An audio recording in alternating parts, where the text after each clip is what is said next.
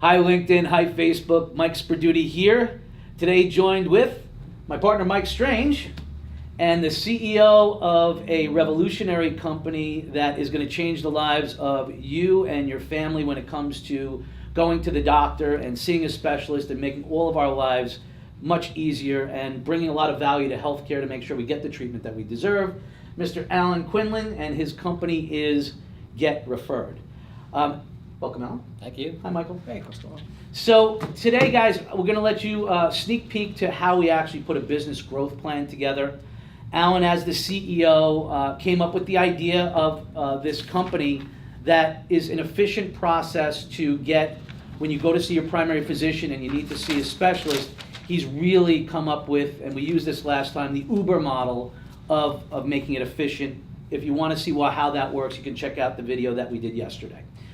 Today, what we want to focus in on is Alan has, you put in your own money in the beginning. How'd you start your company? I self-funded it. You did? Yeah, Okay. absolutely. I built a prototype and I went and I sought some market signal for it, saw there was enough there, funded it a bit more on my own, Yeah. and then I brought some private money in. Okay, and let's just briefly just talk about that. Okay. So at what point did you feel confident enough that you were ready for the investment community to say, yes, I want to invest with you? And we're not going to get into the specific numbers, but he does, and even investors, he's got some really high-level investors, folks that know the tech space that made a boatload of money. So these people are not like his family. Right. He's gone to people that have made millions and millions of dollars in the tech space. So at what point did you feel comfortable to go ask for that raise? What I did was I wanted to make sure that the signal was coming back. Not so much that the message I was putting out there and hoping that people would like it. So when I started seeing some objection to some of the things that we had in our prototype, and we massaged it a little, once I started seeing, yes, that's a product that I would use, that's something that would actually help. Mm-hmm. When I was able to see that it helped all the stakeholders, at that point then I was like, okay, we have a product that we can build and it's investable. Okay, great. And I'll tell you, I give you a lot of credit in this environment, not easy to get money. It wasn't. He raised a substantial amount of money, which is enough now to take you, based on your business plan. Yeah. But this is fascinating to me because I've never done what you're doing. Okay. Where that's work with a burn rate and not have enough money to fund the growth of the company. You got to just basically raise and grow, which is really exciting and probably very stressful, I would imagine, at some point. When you get used to the stress over time. Okay. So tell me now about, number one, why did you call us? Right. So why do you need a firm like us to come in and help? It comes down to expertise. It comes down to expertise, and you guys have. There's certain gaps that I have in my own personal skill set. I mean, I've been in device sales for a long time, so we all fancy ourselves as sales guys. But there's one thing about that door-to-door sale, that face-to-face sale, that I can cover in spades. What you do, I can't do. And the one thing I didn't want to do was to start hodgepodging a project together, only to find that I needed to bring you in 3 or 6 months later. And we've known each other a period of time, and I've been following what you've been doing, and it's just a perfect fit. It's not just helping us acquire, but it's helping us grow and learn and helping to implement strategy. And so for me, I could have gone other places that do outreach like this, but it's what's on the back end of it that you bring to the table that it was a no-brainer for me. Very cool, and I appreciate that. So let's just talk about our work together now. Uh-huh. Right? You have about 150 beta sites going. Yeah. Okay, and now to get to your next round of financing, you have certain strategic objectives. Yes. And folks, what I love about Alan is we talked about this during one of my rants about knowing your numbers. Watch how good he knows his numbers.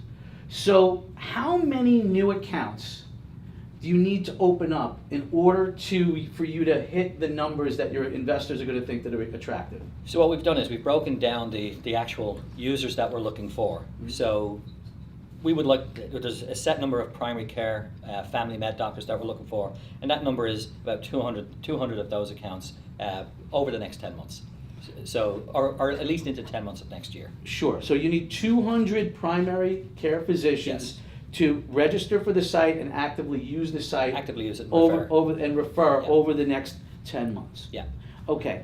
And just out of curiosity, what geography are we talking? Will we be geography restricted? Well, I think we have a few ideas of a few markets that are probably more friendly for us to start in. Yeah. So we're going to target those particular markets. So it's not going to be just all over the U.S. I think we'd like to get a foothold in particular markets. If we can keep those markets between 3 to 5 markets, is probably the smart thing for us to do. Yeah. And so, okay, great. And so when Alan came to us and he said, listen, I want you to help me achieve this first level objective, which is bringing on these 200 accounts. The other thing that he had already figured out was what his cost per conversion needed to be. Yeah. Right? Now, we're not going to go through that exact number because it's nobody's business. But what is important is that he knew the number that he could pay in order to generate those 200 accounts. Yeah. So he came to us and he said, look, this is my business plan. Can you achieve that business plan? And folks, that's exactly how you do it. Because we need to now hit those objectives, because if we do, then Alan meets his objectives, and then Alan gets more money and he starts building his company. Now, what happens if we don't? Right? 2 things are going to happen. Either we're going to go back to Alan and we're going to have to say, listen, Alan, that cost per conversion isn't this, and here's the reason why, and it's a real valid reason, which as a smart guy, he's going to say, yeah, I get that, and then we're going to have to work a plan around those numbers, which you do, or we're going to meet or lower those numbers. We just don't know, because the whole thing in business, especially in a startup, is everything's a theory. Absolutely. Right? Yeah. Until you do it. But the key here is knowing what the objectives are and then measuring those objectives each and every way. And I think for those of you who are in startup right now, it's really, really important that you know your numbers and that you bring your numbers to whomever it is, whether it's your employees, your partners, your outsourced people, those particular things. Any commentary there? I'd absolutely agree. I think when you're actually putting your budget together, one of the big mistakes, and we made it ourselves, is thinking that you can come up with an absolute number, and then you build a plan on that absolute number. Whatever that number is, your instinct, double it, and you'll probably find that you'll be somewhere close to that when it's all said and done. Yeah. Because the beauty is the analytics that goes behind this. It's learning what you guys learn. It's filling in those gaps that we don't know. And so if we have some flexibility in our budget, which every startup should have, so don't have an absolute number, have a flexible budget that you need, because as you say, it could be less, it could be more.